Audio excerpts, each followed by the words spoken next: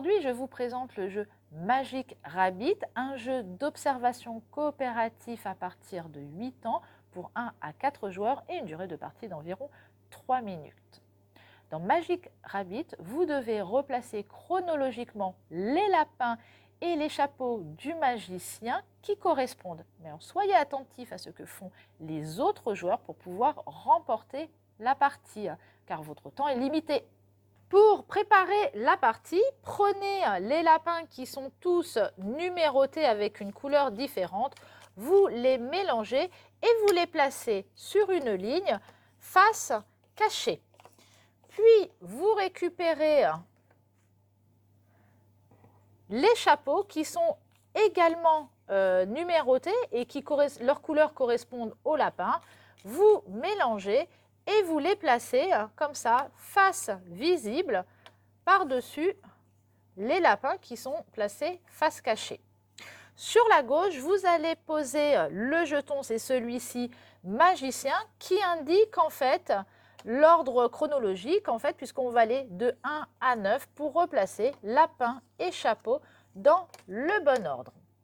Il y a également des colombes que l'on doit placer sur les chapeaux. Leur nombre dépend du nombre de joueurs. Ici, à 4 joueurs, on va placer une colombe au début et une colombe à la fin.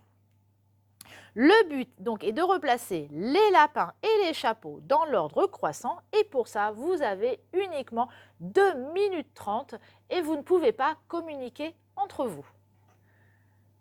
Vous retournez le sablier, 2 minutes 30 et c'est parti. Chacun son tour, les joueurs effectuent une des actions suivantes. On peut soulever une pile entière qui n'a pas de colombe pour regarder ce qu'il y a derrière. C'est ici que c'est le numéro 9 donc, qui va être donc tout à la fin. Et en plus, c'est le bon chapeau qui correspond, il n'y aura même plus besoin de le replacer autrement. La seconde action possible est d'intervertir 2 chapeaux. Voilà. Alors, pas forcément l'un à côté de l'autre. J'aurais pu prendre celui-ci et celui-ci. Par contre, pareil, il ne doit pas y avoir 2 colombes par-dessus. Donc, quand on va intervertir 2 chapeaux, c'est qu'on a compris que, par exemple, sur celui-là, il y avait, par exemple, bon, j'ai regardé, j'ai vu que c'était le numéro 8, le numéro 8, il n'apparaît pas. Je vais essayer de prendre un truc qu'on voit. Voilà. Là, j'ai le lapin numéro 7 et l'action suivante que je pourrais faire, c'est intervertir ces 2 chapeaux-là pour avoir mon chapeau 7 avec mon lapin numéro 7. Une autre action également possible, c'est d'intervertir une pile entière.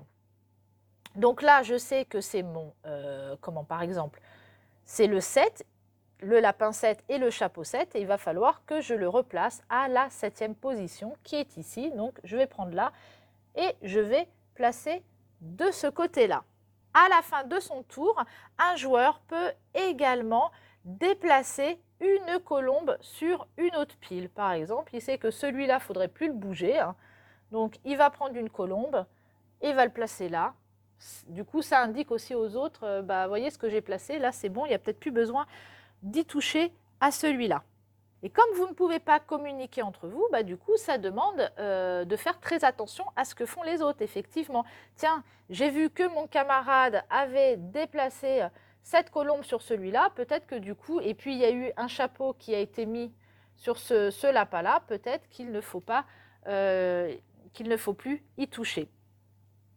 Une fois que les 2 minutes 30 se sont écoulées, eh bien, on met les chapeaux au-dessus et on retourne les lapins et on regarde si on a bien tout replacé de 1 jusqu'à 9. Pour une partie de découverte, vous pouvez retirer le sablier, comme ça vous n'avez pas la pression sur le temps. Avec les plus jeunes, vous pouvez également retirer quelques lapins et leurs chapeaux. Quand vous avez remporté votre première partie, vous pouvez retrouver dans la boîte de jeu des enveloppes que vous ouvrirez et qui vous donneront quelques nouvelles règles et quelques nouveaux tours de magie. Cette présentation est terminée. Retrouvez Magic Rabbit à la médiathèque et moi je vous donne rendez-vous prochainement avec un nouveau jeu.